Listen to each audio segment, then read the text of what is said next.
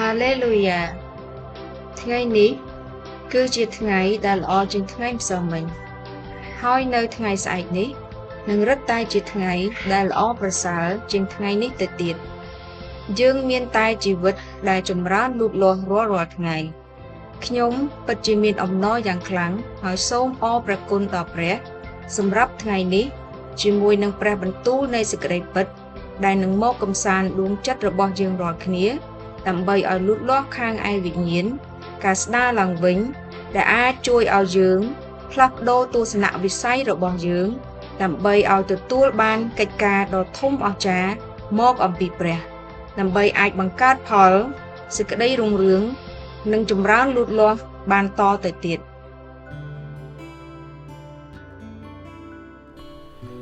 ព្រះបន្ទូលនៃសេចក្តីពិតសម្រាប់ថ្ងៃច័ន្ទទី20ខែតុលាឆ្នាំ2025សេចក្តីអធិប្បាយព្រះបន្ទូលសម្រាប់ថ្ងៃនេះគឺស្ដីអំពីសេចក្តីលុបបំបាត់ដ៏អស់កលជានិច្ចអត្ថបទព្រះបន្ទូលដ៏ស្រស់នេះរៀបរៀងឡើងដោយ Pastor Chris បង្រៀនអំពីជីវិតដ៏អស់កល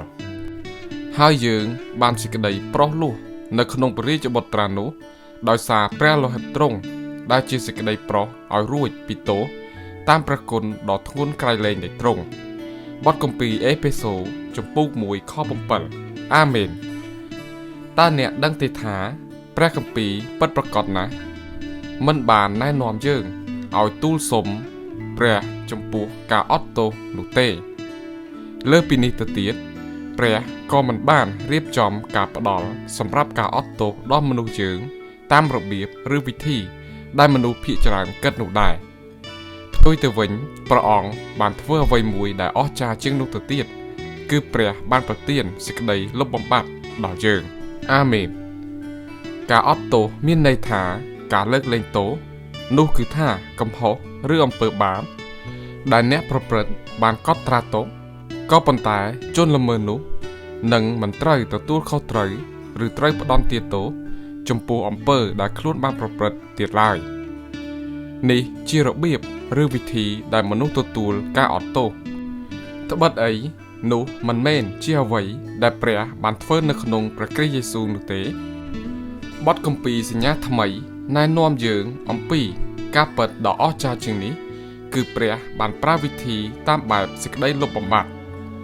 នៅក្នុងបទគម្ពីរយ៉ូហានខ្សែទី1ជំពូក1ខ9ចែងថាបើយើងលន់តួបាបវិញនោះទ្រង់មានប្រហារតីស្មោះត្រង់ហើយសុចរិតប្រយោជន៍នឹងអត់ទោសបាបឲ្យយើងហើយនឹងសម្អាតយើងពីគ្រប់អំពើទុច្ចរិតទាំងអស់ផងប៉ុន្តែពាក្យភាសាក្រិកដែលបកប្រែពាក្យអត់ទោសនៅទីនេះគឺពាក្យថា apheemi ដែលមកពីពាក្យថា aphesis ពាក្យនេះមិនមែនន័យជាចម្បងថាលើកលែងទោសនោះទេផ្ទុយទៅវិញវាមានន័យថាបញ្ជូនទៅឆ្ងាយដកចេញទាំងស្រុងឬបំបែកចេញពីគ្នានោះគឺជាសេចក្តីលុបបំបាត់មិនមែនការអត់ទោសទេព្រះមិនបានទុកអំពើបាបរបស់អ្នកឬកត់ត្រាទុកហើយបន្ទាប់មកលើកលែងទោសឲ្យអ្នកនោះទេព្រះអង្គបានដកចេញទាំងស្រុងពួកវាត្រូវបានលុបចេញហើយត្រូវបានលុបបំបាត់ចោលអាមែន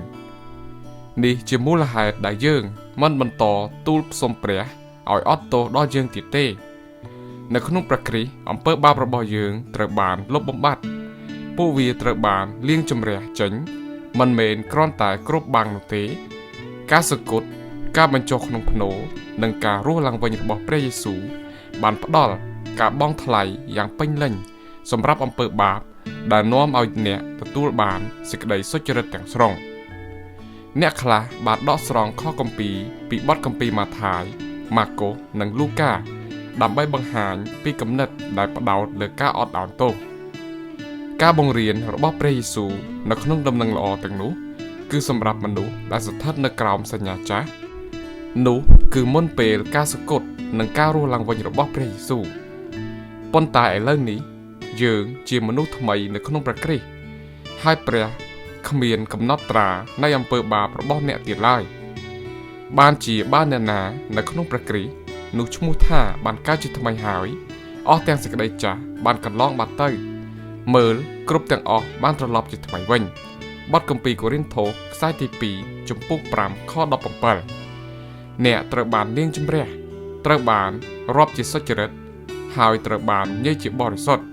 សូមថ្វាយការសរសើរដំកើងដល់ព្រះអាមែនសេចក្តីអធិស្ឋានអោព្រះបិតាជាទីស្រឡាញ់អើយទូលបង្គំសូមអរព្រគុណព្រះអង្គសម្រាប់សេចក្តីលុបបំបាត់នៃអំពើបាបដ៏អស់កលជានិច្ចដែលទូលបង្គំមាននៅក្នុងព្រះគ្រីស្ទយេស៊ូវទូលបង្គំដើរនៅក្នុងពន្លឺនៃសេចក្តីសុចរិតពិតរបស់ទូលបង្គំដោយដឹងថាអំពើបាបនិងផលផ្លែរបស់ពួកវាគ្មានអំណាចអ្វីទៀតលើទូលបង្គំទេទូលបង្គំរស់នៅដោយក្លាហាននិងមានទំនុកចិត្តដោយគ្មានការរារាំងណាមួយសម្រាប់យើងចំពោះព្រះវត្តមានដ៏អំណររបស់ទ្រង់ទូលបង្គំសូមអធិស្ឋាននៅក្នុងព្រះនាមព្រះយេស៊ូវអាមែនការសិក្សាបន្ថែមសូមអានបទគម្ពីរហេព្រើរជំពូក10ខ17បទគម្ពីរកូឡូសជំពូក1ខ14និងបទគម្ពីរកិច្ចការជំពូក13ខ38ដល់ខ39ហាឡេលូយ៉ាសូមព្រះប្រទានពរសម្រាប់បងប្អូនណាដែលស្ដាប់ព្រះបន្ទូលនៃសេចក្តីពិតប្រចាំថ្ងៃហើយតែនៅមិនទាន់បានថ្វាយខ្លួនទទួលជឿព្រះយេស៊ូវគ្រីស្ទខ្ញុំសូមលើកទឹកចិត្តបងប្អូនឲ្យអធិដ្ឋានថ្វាយខ្លួនដូចខាងក្រោមអោព្រះបិតាអើយទូលបង្គំសូមលន់តួអំពើបាបទាំងអស់របស់ទូលបង្គំហើយចូលមករកទ្រង់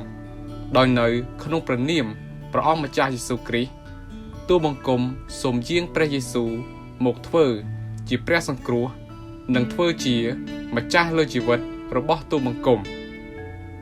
តាមរយៈព្រះគម្ពីររ៉ូមជំពូក10ខ9នោះទូលបង្គំសូមប្រកាសដោយមាត់របស់ទូលបង្គំថាព្រះយេស៊ូវពិតជាព្រះអង្គម្ចាស់ហើយចិត្តទូលបង្គំពិតជាជឿថា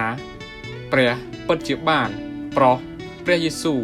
ឲ្យមានប្រជញ្ញរស់ឡើងវិញមែនដូច្នេះទូលបង្គំទទួលបានការសង្គ្រោះហើយចាប់ពីពេលនេះតទៅ